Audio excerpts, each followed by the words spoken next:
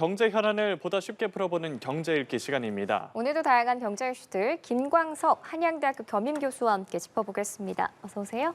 안녕하세요. 예, 추석 연휴를 앞두고 전통시장에서 조사한 4인 가족 차례상 차림 비용이 28만 원으로 나왔습니다. 이 결과가 지난달 조사보다 0.6% 낮아진 건데 정부 대책에 효과가 좀 나타나고 있다 볼 수 있을까요? 네, 일단 다행이라고 생각하고요.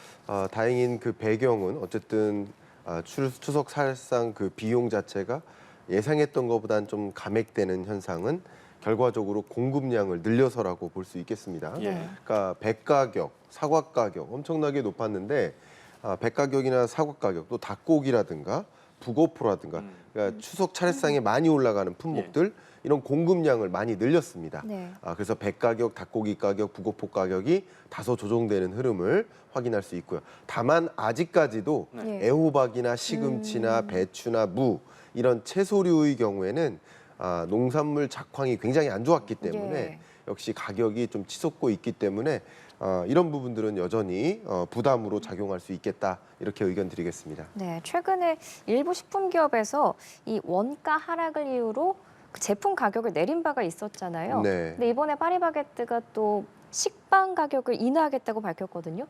얼마나 내려갈지 궁금하고 또 이런 인하 흐름이 다른 식품업계로도 번질 수 있을까요? 네, 아무래도 이 원자재 가격이 다 오르면 그죠? 밀 가격 오르고 혹은 뭐 설탕 각종 그렇죠. 원자재 가격이 다 오르면 그게 반영된 제품 가격은 아무래도 올라갈 가능성이 높은데 최근 이런 원자재 가격이 조금 안정화됐습니다.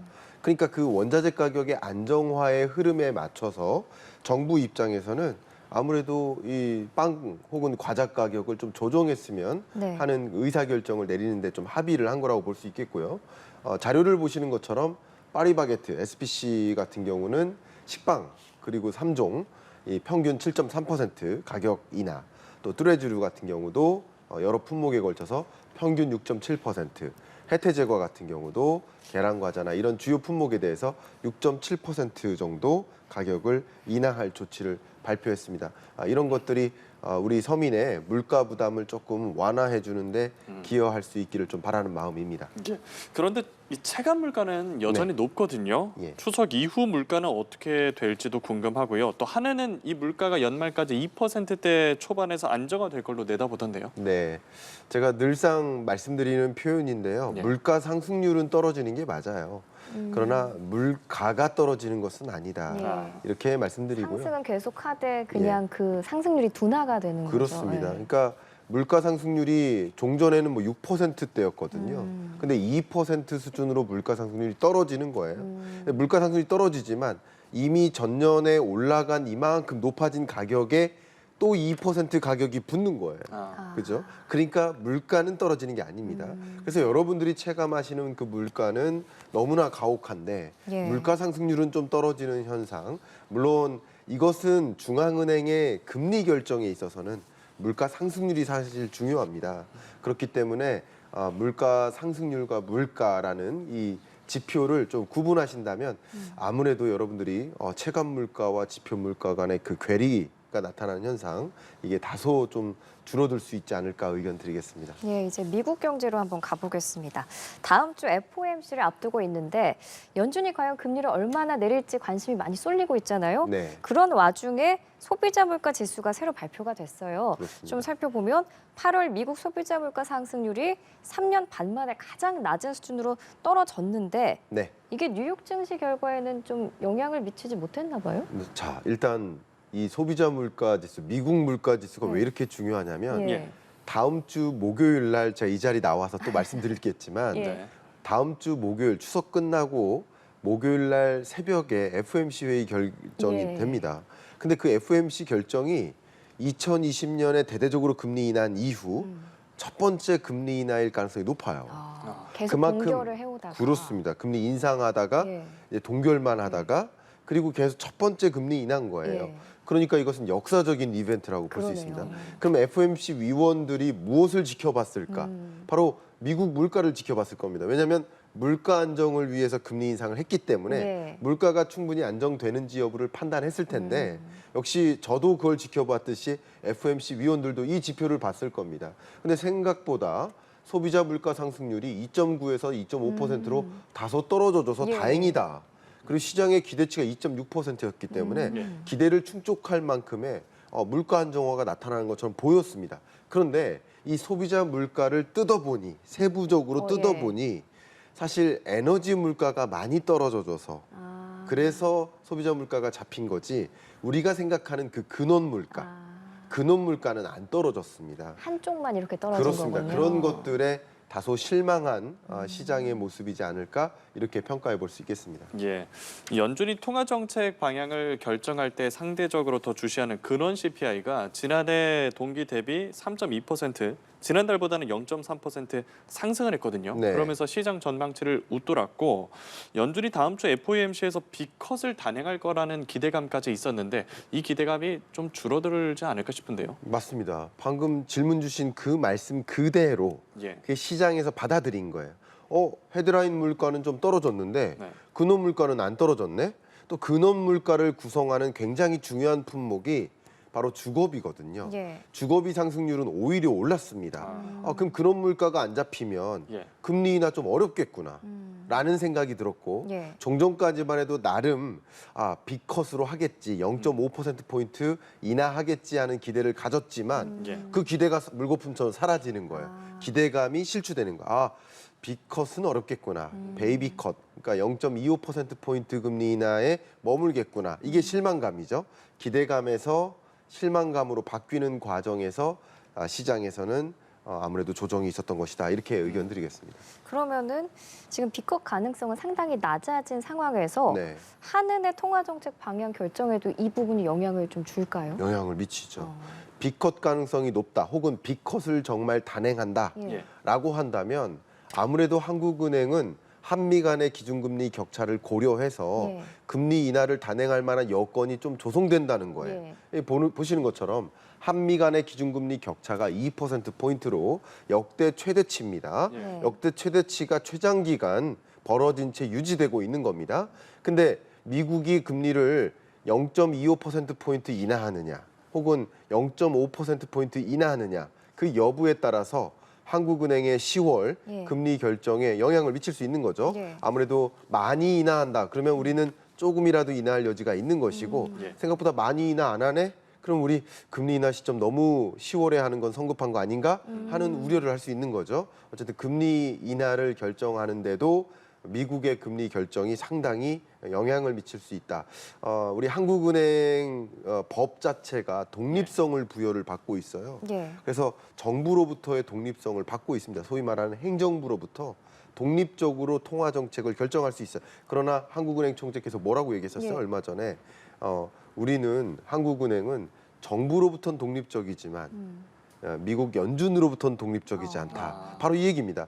한미 간의 기준금리 격차가 이렇게 너무 또 벌어지는 의사결정을 내린다면 예. 예. 그러면 오히려 더 큰 문제가 야기될 수 있다라고 우려할 수 있기 때문에 그냥 섣불리 미국의 금리 결정을 무시하고 금리를 결정할 수 없는 상황임을 이렇게 표현한 것이죠. 그런 점을 감안했을 때 빅컷이라는 기대가 좀 사라진다는 얘기는 상대적으로 10월 금리 인하 가능성이 조금 사라진다. 그러니까 물론 금리 인하 할 것이라고 저는 봅니다. 10월에요? 그러나 그 가능성은 조금 줄어드는 모습이라고 볼 수 있는 것이죠. 그러니까 이미 지금 2%라는 그 격차가 네. 종전에 비해서는 조금 비정상적으로 큰 격차이기 때문에 네. 미국이 크게 빅컷을 하지 않는 이상은 어쩌면 동결해서 그 격차를 줄이는 데만 그칠 수도 있는 그런 고려도 할 수 있다. 이런 네, 말씀일까요? 좋은 말씀이신데요. 한국은행 금통위 위원들이 네. 9월 미국 FOMC 결과를 볼 거 아닙니까? 예. 근데 빅컷을 한다. 예. 그럼 10월에 금리 결정을 할 때 우리 한 차례 인하해도 되겠다라는 수월하게. 가능성이 90% 되는 거예요. 쉽게 네. 말하면. 근데 빅컷이 아니라 베이비컷을 하네? 그러면 90%가 아니라 뭐 70% 정도로 예를 들면 이렇게 가능성이 줄어드는 그러니까 금리 인하 할 것으로 저는 보고 있지만 네. 어쨌든 그 가능성의 무게가 좀 빠지는 그런 결정이라고 해석해 볼 수 있겠습니다. 알겠습니다. 뉴욕 증시 얘기도 해볼게요. 8월 소비자 물가에 실망했던 뉴욕 증시가 엔비디아가 다시 주가 상승을 하면서 반등에 성공을 했는데 밤사이 내려온 추석 선물이다 뭐 이런 평가까지 있었습니다. 네, 맞습니다. 미국 뉴욕 증시 3대 지수가 일괄적으로 빨간색을 가리켰습니다. 예. 다우존스, S&P 500, 나스닥 전반적으로 빨간색을 가리켰습니다. 그 주된 배경 중에 하나가 바로 엔비디아인데요. 엔비디아 주가가 8%가량 치솟았죠. 네. 그 엔비디아가 치솟으면서 엔비디아 관련주들도 동반 상승하는 흐름을 보였기 때문에 네. 특히 9월 첫 5일이나 6일 동안 하향 안정화되는 흐름을 보이다가 네. 오랜만에 상당한 급등세입니다. 이렇게 시가총액이 큰 엔비디아라는 거대 기업의 시가총액이 8.15%나 늘어난다. 이것은 사실 어마어마한 거거든요. 네. 그만큼 이런 실적이 주가에 반영되면서 어쩌면 소비자 물가 지표에 다소 실망한 시장이 이 엔비디아를 보면서 다소 환호를 했던 그런 것을 해석해 볼 수 있겠습니다. 그 엔비디아 주가가 이렇게 상승한 또 배경을 좀 더 살펴보면 어떤 게 있을까요? 주된 배경이요. 예. 바로 사우디에 AI 반도체를 수출할 가능성이 열린 겁니다. 이유가 있네요. 예, 이유가 있는 건데요. 지금 추석 선물처럼 작용했다고 했는데 사우디에 이 데이터 앤 AI국이 있습니다. 예. 예. 데이터와 데이터와 AI를 중심으로 고민하는 부처가 있는 겁니다. 정부의 부처인가요? 예, 우리나라로 치면 과기정통부에 해당될 텐데 예. 데이터나 AI를 중심으로 좀 고민하는 그런 정부 부처가 있고요. 이 정부 부처에서 미국 보안 요건을 충족할 수 있게 만들겠다. 이게 무슨 말이냐? 작년 10월에 기억하실지 모르겠지만 미국이 예. 중국 반도체 수출 제재를 가했어요.